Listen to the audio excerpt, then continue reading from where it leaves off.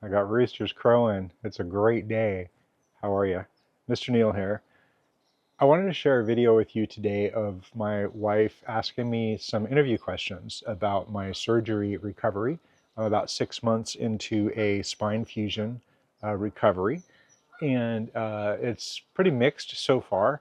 I'm going to cut right to the video. I just wanted to kind of introduce what it is. There'll be more, and I hope you subscribe and come back. If you're watching videos related to these procedures, then you're like me. And they were very, very helpful for me. So I'm trying to give back a little bit and also try to give this whole content creator thing a shot and see how that goes. So I really appreciate your support. And I hope you enjoy it. If you have any questions or anything like that, feel free, comment, and we'll take up the discussion there. And yeah, I hope to see you very soon. All right, bye. Let's cut to the video. Let's go for a walk. So in 10 words or less, how are you? Ooh. No, you don't have to. Oh my gosh, you don't know me at all. Oh man. My life has been changed for the better.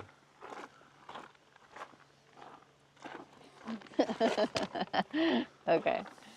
Take that. How are you doing in relation to how you were before the surgery?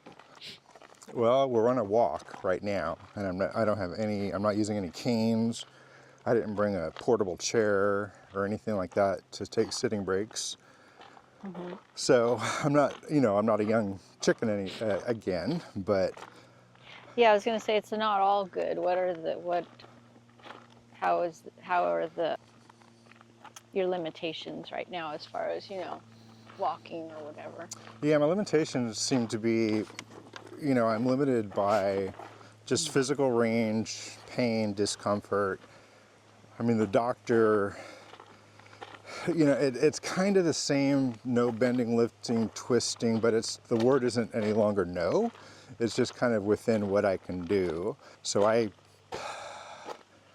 it's not like, I'm very careful. When I lift stuff, I use tools and devices, and when I'm stiff to, let me see, I guess maybe I should say it's still difficult to dress. It's a challenge. It takes me a long time, mainly, bending all the way down to get stuff. Weren't you just saying something yesterday about how that bending after almost 6 months has changed just a little bit? Yeah, just this last week here, I've noticed that when I'll be sitting on my bed to put my socks on, so I've got to get them all the way over my toes, which are way, way, way miles and miles away. And usually it's like I open the sock up and I kind of lasso it over my toes and get it to the point where I can reach it enough to pull it up. And just over the last few days here, it's been just a little easier to reach down and grab it, which is pretty cool. Now this morning I was kind of stiff again, but that's kind of how it is. It's not, hey, this is better. It's more like, it may be better today and not tomorrow, or this morning and not this afternoon. So this is a pretty slow road. It's a slow road, and it's kind of like weight loss for me. It's not a straight line.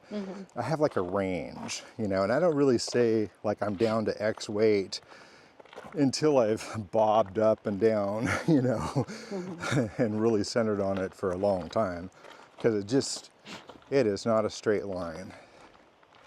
Okay, so why don't you talk a little bit about I know you're in your recovery. This is all recovery, but what was your after surgery recovery like?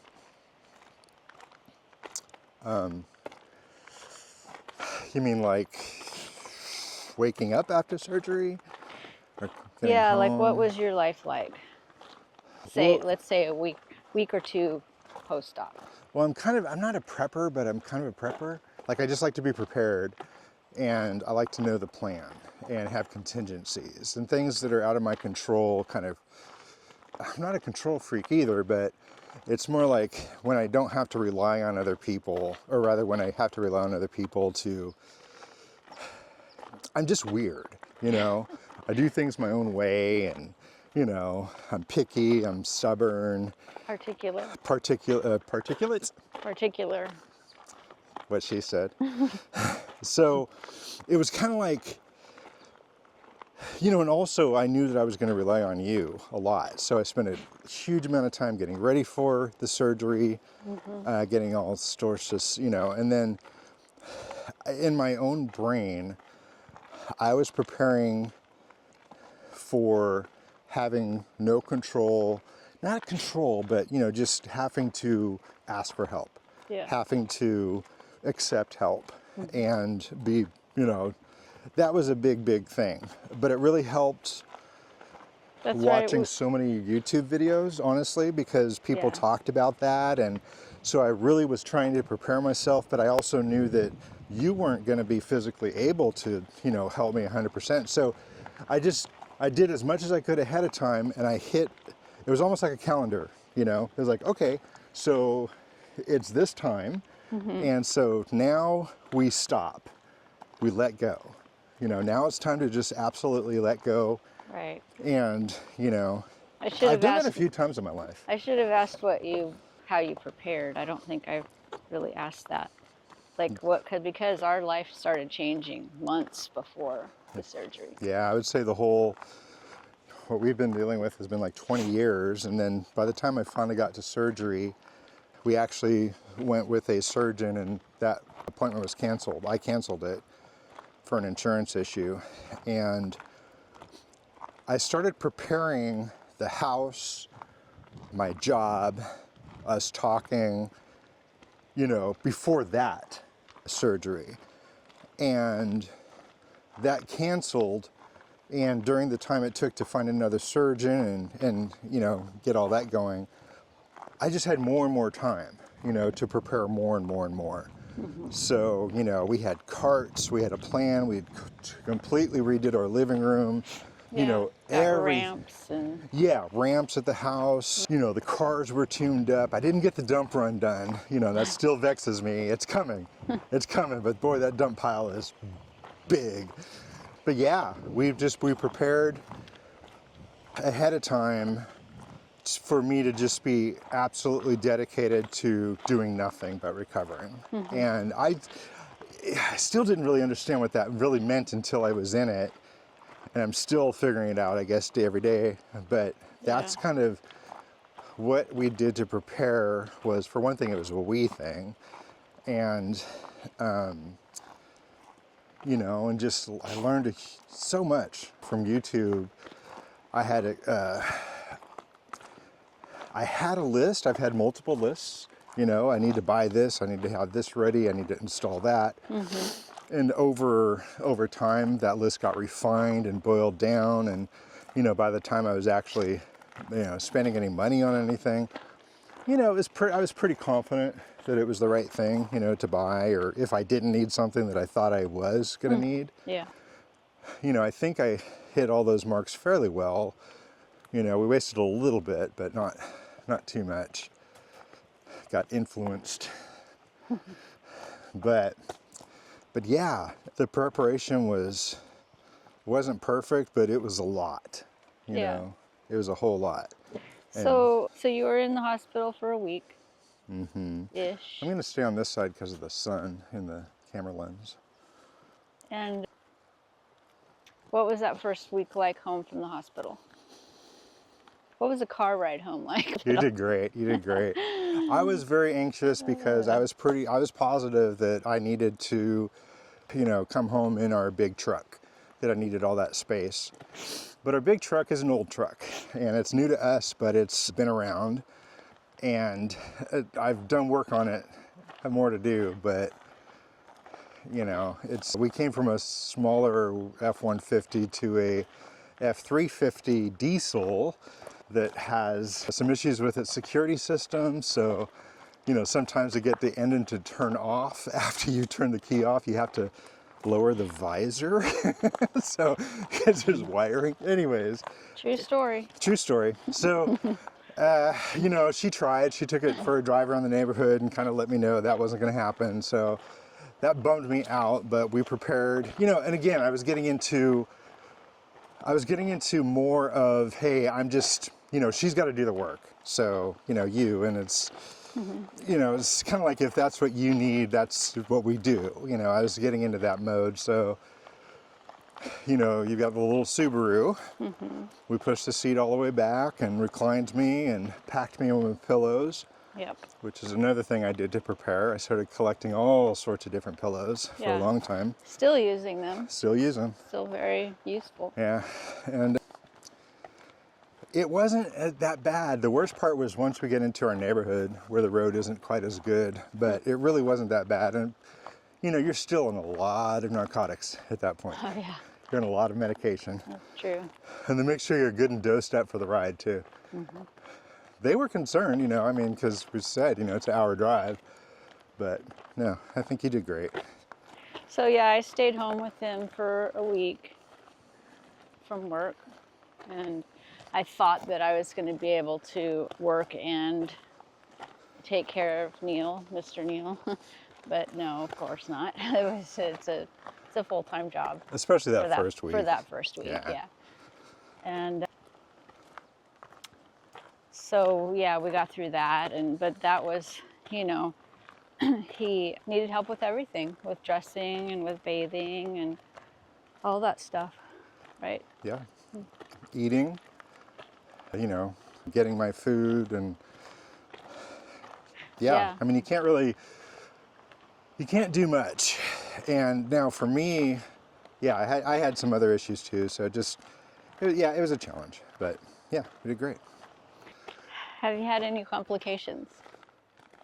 Yes. They seem to have resolved, and I think it was just part of the healing. I think it was the first couple weeks back. At some point in there, I was doing my physical therapy, which was laying down, and you're kind of like flexing one leg at a time, and you move your way up your leg, and you kind of end that leg by flexing your butt cheek.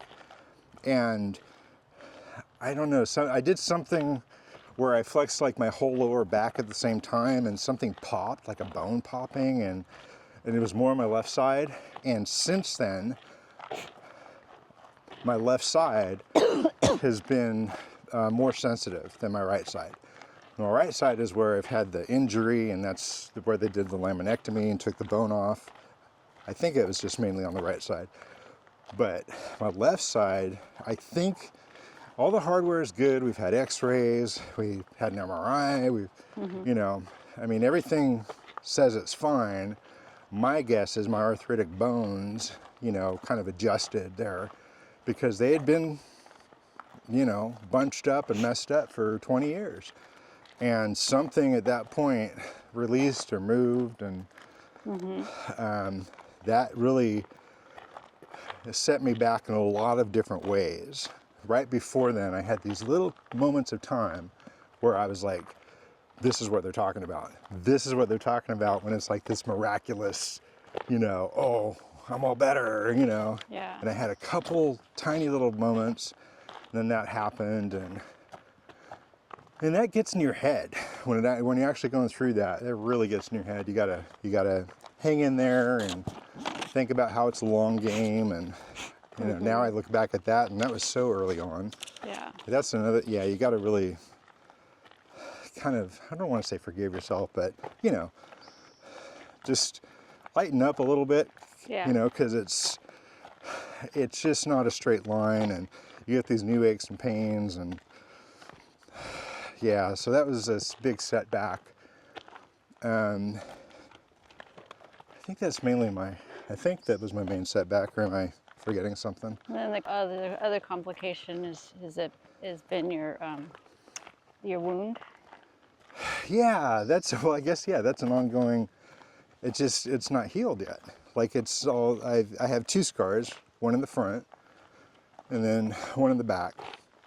And the one in the back is vertical, and the very bottom of it is still scabby and weepy. And we're a couple weeks away from being 6 months post-op. All the other spots of the, incisions are scarred. They're healed, they're closed, and their Yeah. skin. So it's just a strange thing that's not done right there. That's why I just had an MRI, and that's why I'm still off of work. 6 months into this thing. So I mean, I'm expecting to go back to work, but I'm not cleared yet. Haven't had that doctor's appointment. Right. That's the reason they held me out for another 3 months, because 3 months into it, that spot on my back hadn't healed up.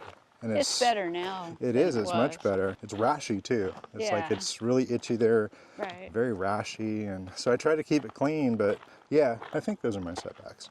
Okay. Well, over the last 6 months then, or I guess maybe starting from the night before your surgery to now, what's been the worst part? The night before my surgery until now, what's been the worst part? Yeah.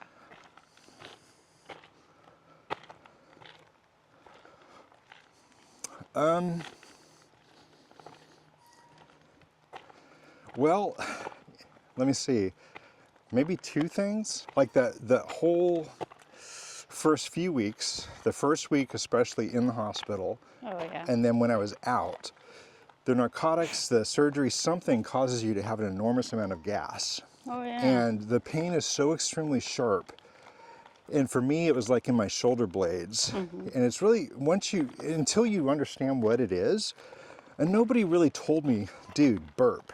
I mean, so I'll tell you, if you do this and you find yourself with that really sharp pain, and it can be in your chest, it can be in your back, you may find burping helps, and you have to burp a lot. And if you use that blow in the tube thingamajigger, what is it called? I don't know. Breathe-o-meometer. That helps. They give it to you to help with pneumonia, and they don't want fluid building up in your lungs because you're just laying there. But what it also does, and I was really good at it. I mean, I had that thing down, but it helps you to burp. And that's what I finally figured out. It was towards the end of my hospital stay that when you're in the throes of that, you've woken up, you can't sleep because of it or whatever, use the heck out of that breathing-ometer Yeah. and get to burping. It will help. The other thing was I guess, the inflammation of the surgery in my back. From day one, it causes what it feels like is a big Lego block that is about 12 inches long and 3 inches wide, 3 or 4 inches wide. And you're trying to lay on it. And it's not the hospital bed. It's not your bed. Anytime you lay back, It's you're just laying there. on this massive, and you can't get comfortable. Yeah. And what I've learned, and it feels solid, it feels absolutely solid, but it does go away over time. It still gives me issues, but now it's very skinny, and shorter. It doesn't feel like a brick. Now it feels like I cramp, but initially there's this massive inflammation mass that is weird. Didn't the pad that we have on our bed now, didn't that help with that? Yeah, the cushioning, I kind of overdo it on cushioning everywhere I lay or sit. And we had me set up in the living room for weeks and weeks, months, I guess, or whatever. Yeah. And A couple months, yeah. I really wanted to get back into the bedroom because we put a adjustable bed in the bedroom, or rather in the living room. Yeah. So I couldn't do it though. Our bed was part of my problem. I had stopped being able to sleep on our bed a long time ago because on my side, it was a massive indentation, and I would just wake up in excruciating pain Yeah. all the time. But And didn't we get the new bed before your surgery? no, it was after. Oh, it was? Yeah. And even then, what they actually delivered was a little stiffer. And I ended up using, we got me another foam pad to put on top of that. Yeah. So it's ridiculously plush now, but that's what I Whew. needed. Got I know, warm. it's warm. Whew. What a beautiful morning, y'all. Look at this. We're almost home. We'll come up the driveway here. You know, we've gone through these questions a couple of times, and I asked you what was the worst part, and you didn't mention either time, the time that you woke me up in the middle of the night. That was, for me, that was the worst time. Not because of getting woken up, but just because it was so scary, and we thought something was really wrong. Yeah. Yeah, and I do. I have footage. I'll talk more about that. You know, I've got in other videos. I do have footage of every day of the first like 26 days or something for some reason. Okay. I think I have footage of every day. I did check-ins at the end of the day. I would say goodnight. I would show you my stats for the day, like my weight, the meds I had taken, what I was still taking. I kind of talk about my experience that day. And I think I went all the way up to my first doctor's appointment. Oh, okay. And I remember the footage from that day. I did my sign off, and then I have more footage because I signed back on. Because I was like, okay, you guys, something just happened. You know? Okay. So I don't yeah. think I really realized you did that. Yeah. So is that all then? No. No. A lot more. Yeah. Okay, well, to be continued, and this is what I do. I talk a lot, and then she puts up with it. And I'm like, hey, love, you got a minute? I want to talk. And she's like, have you ever considered making a YouTube channel? And I'm like, hey, love, something came up. Do you got a second? Hey, I think you should make a video about that. So, you know, we're getting along, loving it. Coming up on 30 years. Yeah. Boom. It's true. 30 years. In June. Yeah, okay, love y'all. And yeah, you know, come back, and I've got a lot of documentation of the surgery, daily stuff, and then current stuff. And I was always curious how people were doing afterwards, like way afterwards, yearly check-ins, stuff like that. So that's my intent. We'll see how it goes. Hope you're doing good. Talk to you in a minute. Bye.